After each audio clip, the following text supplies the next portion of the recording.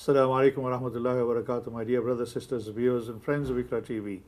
Welcome to another edition of Real Talk. I'm your host, Iqbal Bana. As I keep saying to you every week, I come in invade your privacy on a Monday evening.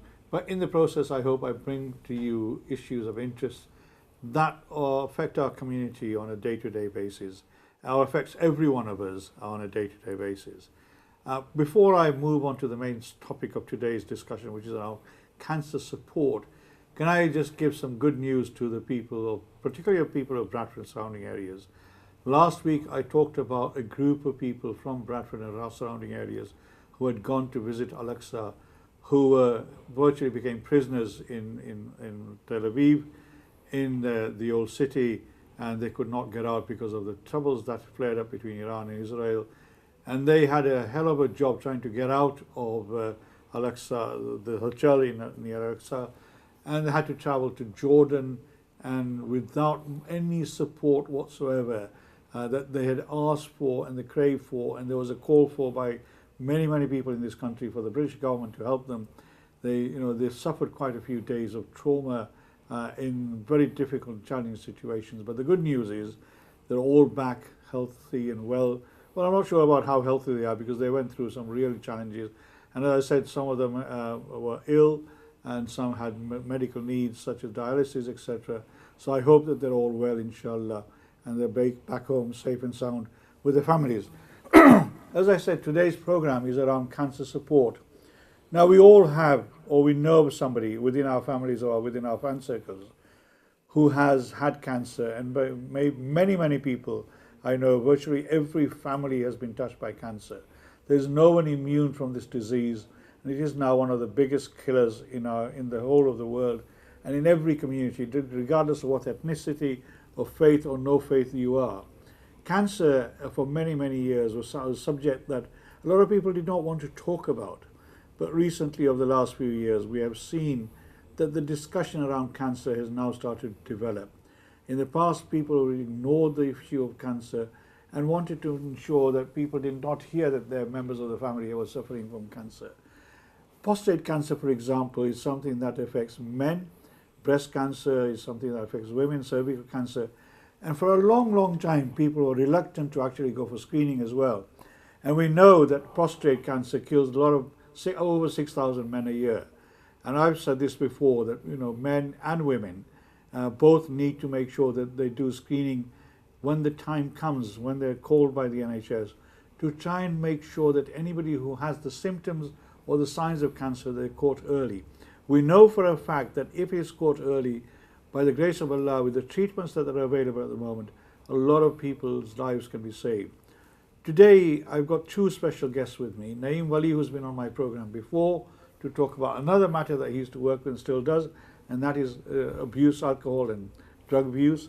But now he's working, he's part of a voluntary group that they've set up looking at cancer care and cancer support. And it's called Guiding Hands, that he set up with a group of colleagues. And this charity that they've set up is trying to support people who have been diagnosed with cancer, who are unsure as to how their lives are going to be developing and what trauma they might be going through or difficulty they might be going through. So I'll ask him to explain what the charity is all about. And alongside with him is Kulsum Dalal, who's also been on my program quite a while ago to talk about sort of hospice care and why hospices provide support to people who are end of life. Assalamu alaikum wa rahmatullah, both of you, Naeem and Kulsum, thank you for joining me. Thank you for coming today.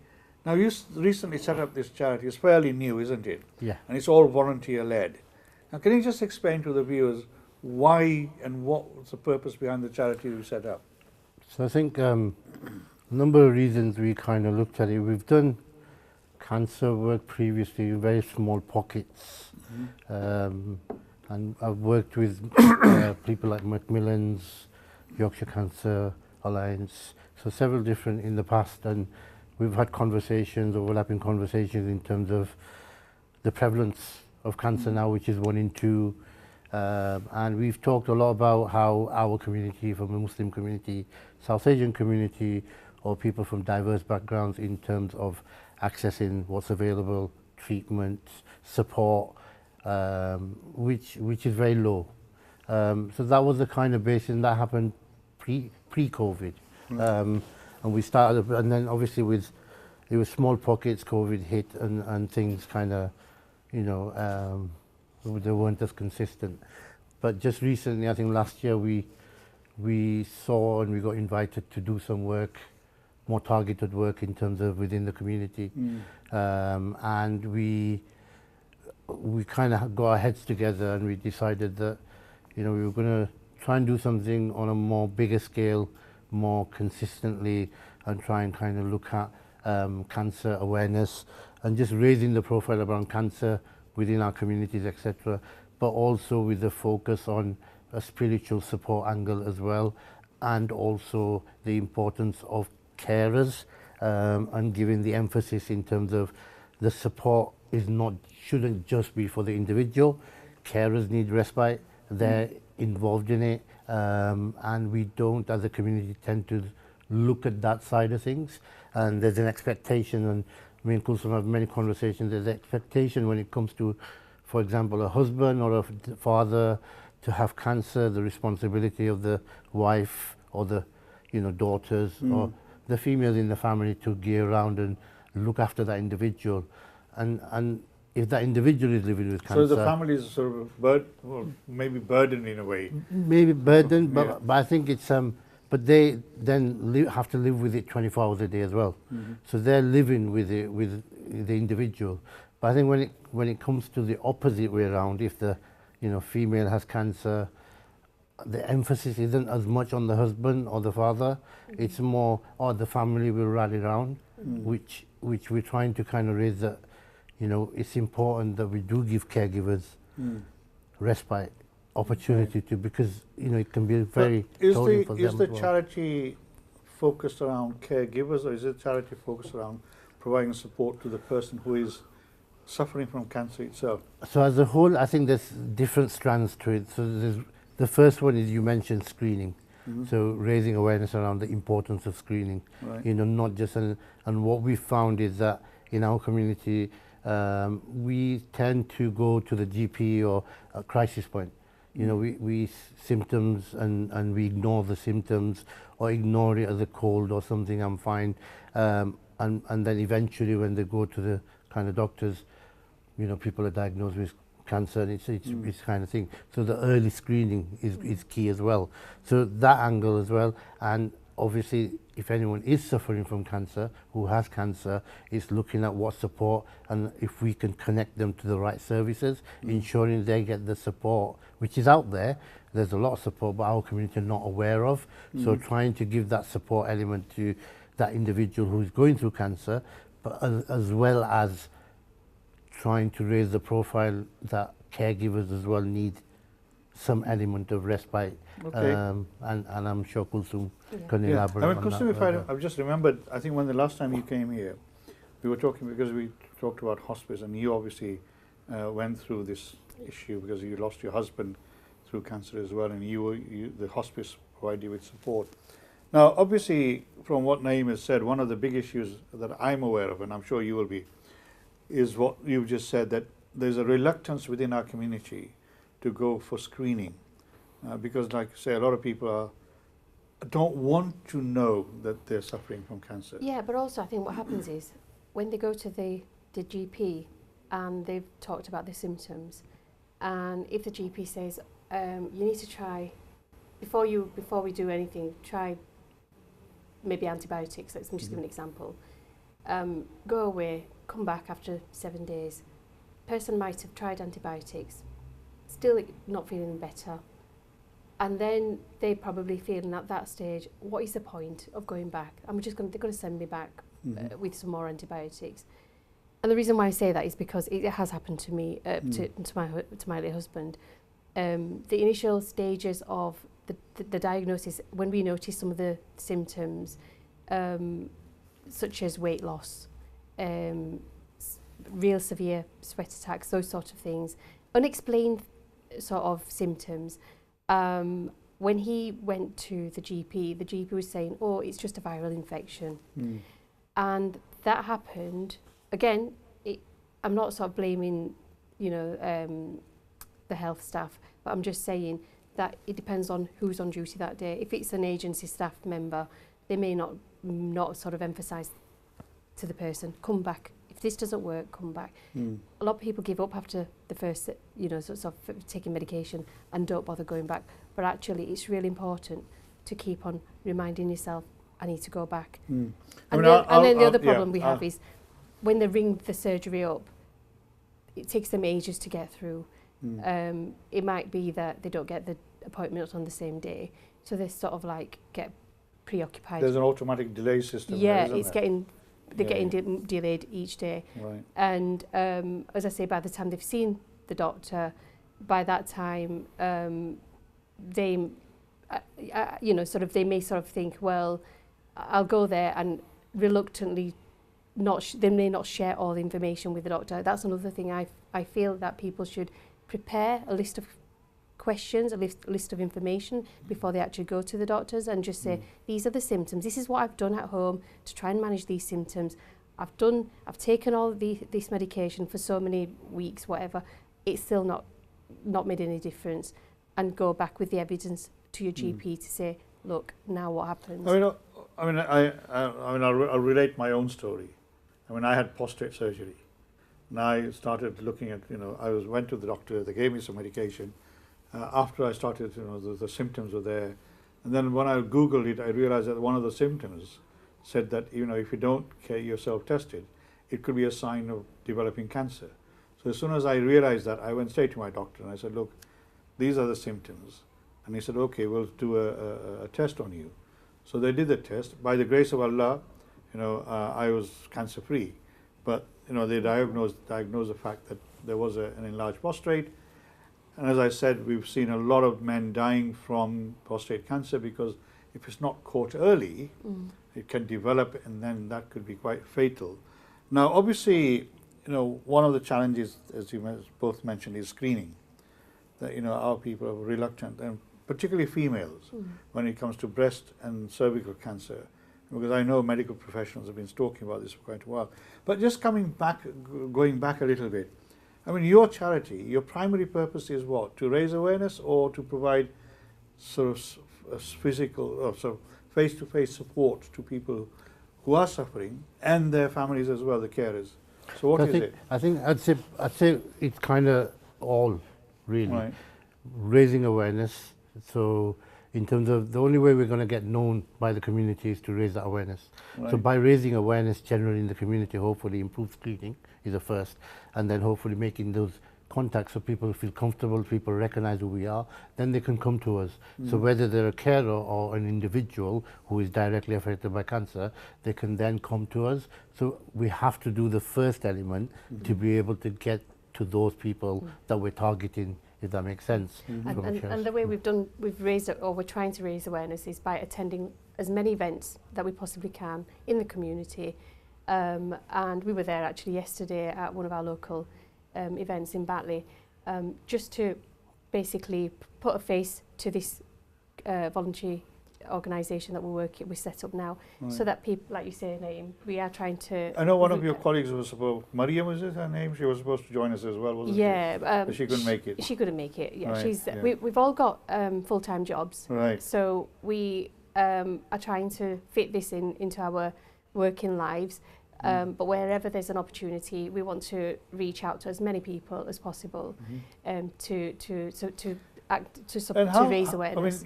Was yesterday the event you went to in Batley? How was the response from the people who were there? It was our first event, and I think there was a combination of things. Yesterday was there was lots of things happening out in the community yesterday, but myself and Naeem, we and Mariam and another colleague, we sort of split our time when we attended that event. So me and Mariam, we were there for a couple of hours in the morning, lunchtime, and I think it was just picking up at that time. And then Naeem, you said we had a catch up later on, and you said that it got busier, and you had lots of people that you knew that came to speak to you, because they're not fully aware of what we are doing as well. So it actually gives us an opportunity to showcase what we're doing. Like to say, you're a new organisation, you just set yourself up.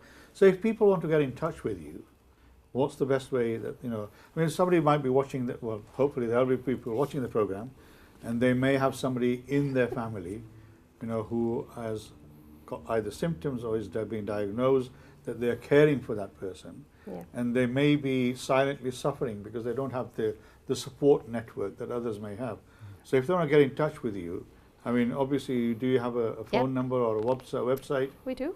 We've Right. got a leaflet here that has a telephone number. If anybody is wanting to get in touch with us, if they can either do it through yourselves. Well, we'll put the number up. Right.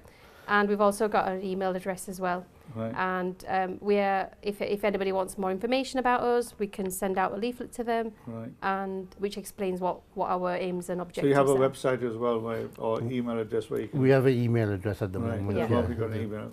Okay, fine. So if anybody's out there who has either a member of the family or they know somebody who has got cancer or is being diagnosed with cancer, and they are caring for that individual, then if they're looking for support, what sort of support are you able to provide? I mean, that's the other factor, isn't there? So I think again, yeah. So ensuring, I suppose, and we're working in partnership with organisations. I think some of the organisations we've got is an NHS Macmillan's, Yorkshire Cancer Alliance, Right. Yorkshire and Harrogate. So it's not about us trying to recreate something which is already there. I think it's important that when we emphasize on this is that we're working in partnership with other organizations. So ensuring that they get the right support from them, make the referral, because what the issue within our community mainly is there's no links between. Right. So individuals who are suffering have to go out and find for themselves where to get support, and that can take time, and that can prolong, and that can impact on the individual. So what we're trying to do is we're trying to bridge that gap in terms of if they come to us, we can support them through our own experiences in that sense, and we can link them up with the appropriate services which we feel will give them the support that they need. So different organizations will give different elements of support.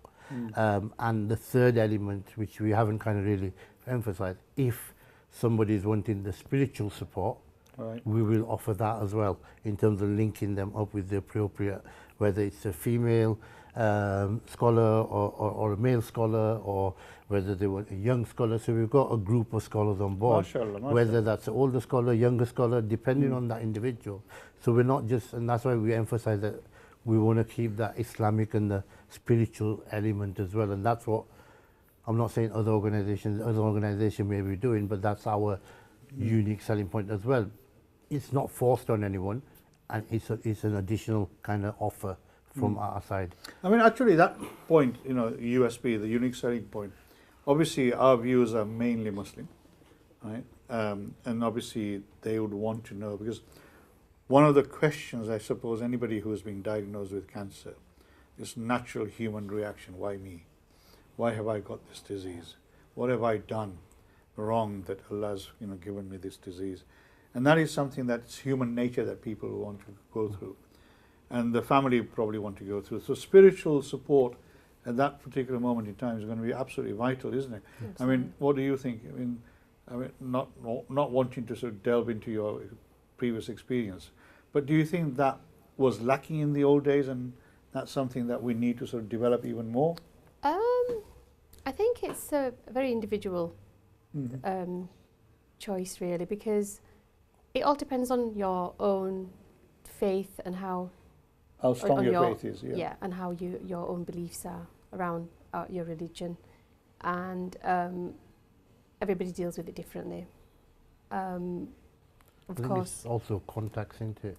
yeah. Some people have that network course. around them where they'll know where to get that support Yes, from. you're right. But unfortunately, there's a lot of people who don't have that contact and they Right. don't have that link. You're absolutely right. So They're suffering in kind of- silence, aren't they? Yeah, so it's that. Yeah, It's and that and it element, depends so- on your family structure. Like I'm very blessed to have lots of people around me at the time when I needed them. Both families were there. Plus the religious side of it as well. I had everything was there for me, so I didn't have to go. Subhanallah. Alhamdulillah. So like Naeem says, there are people out there who don't have families, friends, and they are suffering in silence. And I think some people don't really want to talk about it to anybody until they've actually come to terms with it themselves, and maybe they do want to speak to somebody religious. And as I say, we will try and put them in the right direction. We are more like advocates, and we will support them to make connections with the right people. So obviously, I mean, like you say, you're a new group. So are you also looking for people to come and volunteer to support the work that you're doing? Because, you know, I'm sure there'll be a role for anybody and everybody, because this group is we don't own it, as in, you know, we would like to increase the membership at some point. You know, at the moment, as we say, you know, we're very, very new, but already we feel like there's a good connection between the 4 people that we're working within each our little organisation, and we want to attract more and more people to it. I know so in that the more past, people know about it, the more people can raise awareness. So I know in the past, when I was touched on this subject before, we've had people saying, you know, I've gone through this process, you know, and now I would like to help somebody else who may be going through that process as well. So, you know, because they've gone through it, the challenges and everything else, and they want to share their experiences in a way like you know, you did. So if they want to do that, they can again contact you, I suppose. absolutely. On that phone number. After the break, we'll put the phone number up on the screen as well. So if anybody wants it, and the website if we can, so you know they can have it as well. Now, in terms of the other organisations, the institutional organisations that you work with, like the NHS and Macmillan and others, you know, how are they geared up to respond to the call for support from people from the South Asian communities or African Caribbean communities, or other communities whose first language is not English? Are they sort of well geared up, or do they need support as well? I think that's where we, and that piece of work we've been involved in, and like we mentioned, we were pre-COVID, even before then, in terms of diversity, inclusion. You know, you talk about the inequalities that exist in these services. We've done a lot of work around that in terms of raising awareness, and trying to work with services in terms of explaining to them how it might be different. Cultural awareness we've done, so we raise, you know, in terms of how it is from a Muslim background or Afro-Caribbean background, and that it's not one fits all kind of thing. So I think services are definitely improving, you know, and it's just working alongside, and hence why we want to work. We have to bridge that gap. So it's not the gap just referring people onto them, it's also kind of learning on both elements in terms of what the service can offer, but the services also take guidance, or we can give guidance to them around, okay, so if you're working with a particular, so for example, it might be a female member for a female member, a male for a male, those kind of, you know, we continuously do that with services and trying to raise that in terms of how to work with different communities and people from different backgrounds, and give them, not just saying to them it's a male, we kind of give reason as well. So because it's from a religious perspective, this is a cultural perspective, so we kind of try and separate as well, and educate them. It's all about education really, and the more we kind of work with them and educate them, the more, you know, receptive they'll be, and more understanding they'll be. We sort of have a multi sort of professionals meeting. Would you say once every quarter? Every quarter we meet with them, and we talk about some of the issues that they may be struggling with, not understanding. But I have to say that Macmillan Cancer Support and Yorkshire Cancer Alliance, they've been fabulous. They've really been working very closely with us, haven't they? Anything that we've needed support with, they've been very open and for ideas and welcoming to us as well. So that's been really helpful. Well, I know Macmillan as a national organisation, because I was approached, or I was made aware a few months ago, that they are reviewing their whole diversity and inclusion policy, and looking at the whole top tier management structure to make sure that it is fit for purpose. I'm not sure how far that work has gone. But those who are watching this program, I hope you found what we've been talking about so far of interest.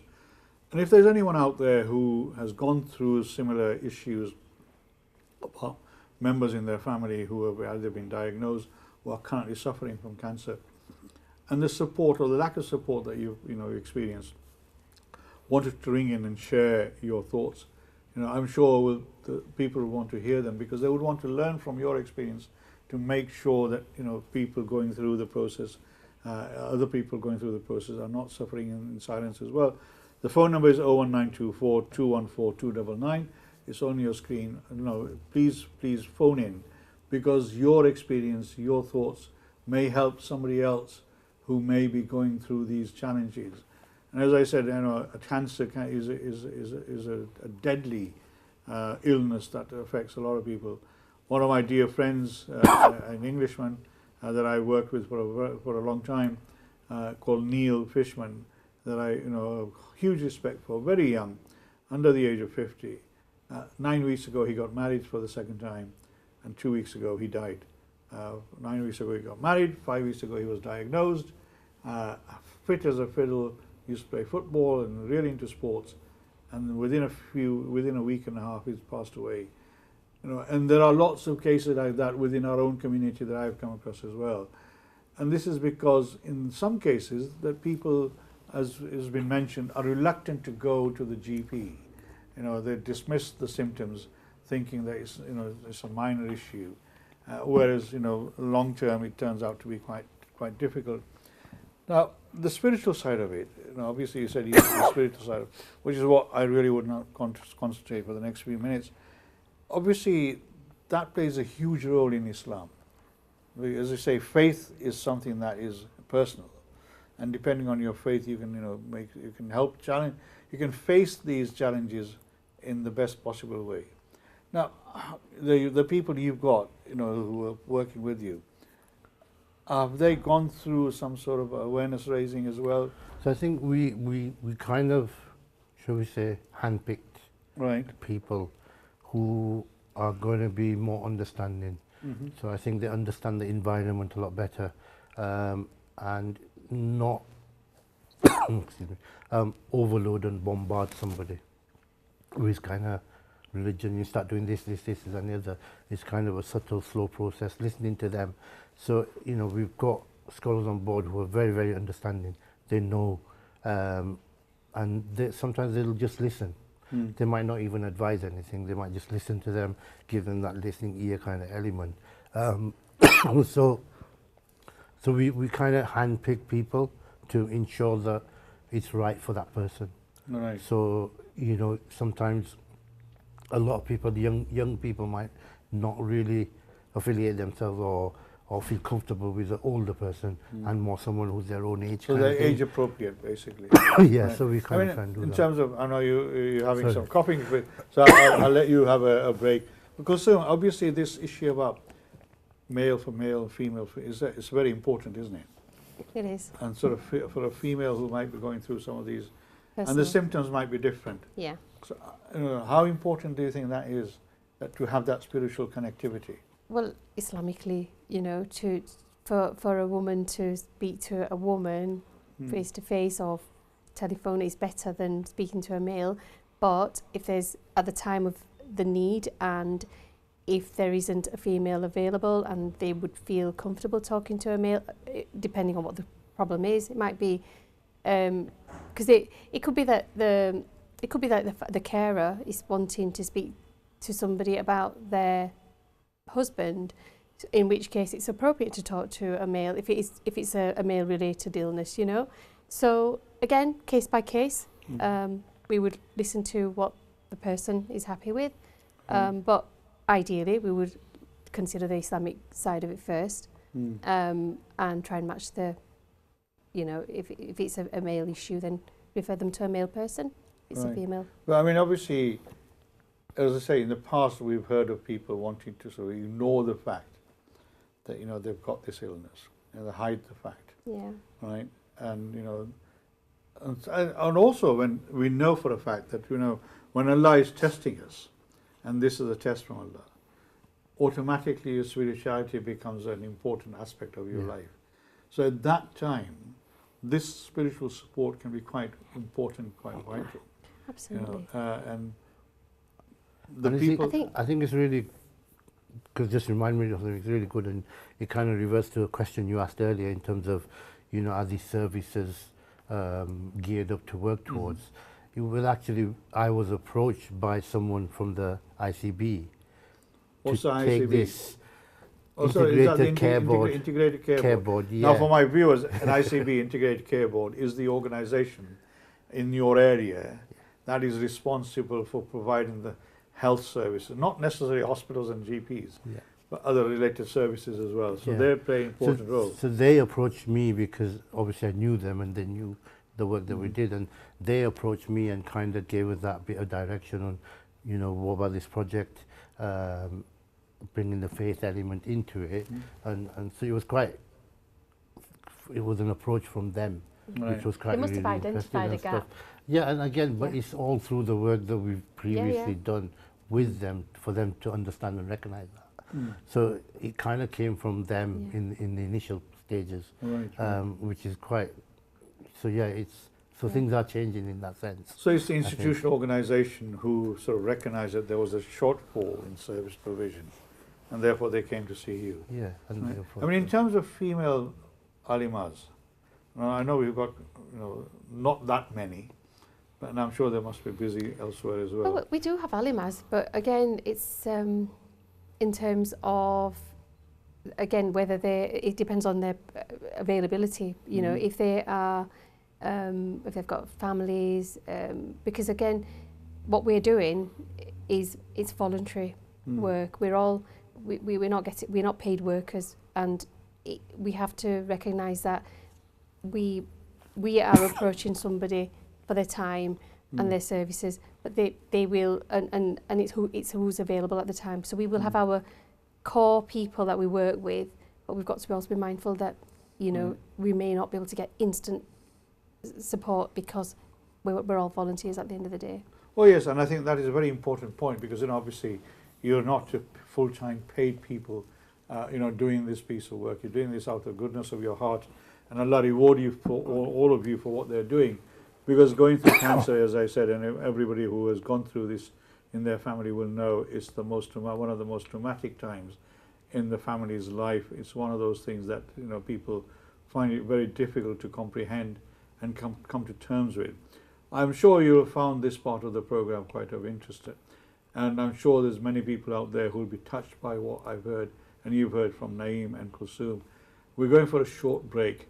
Go and enjoy your cup of tea, coffee, faluda, whatever it is I keep saying to you every week.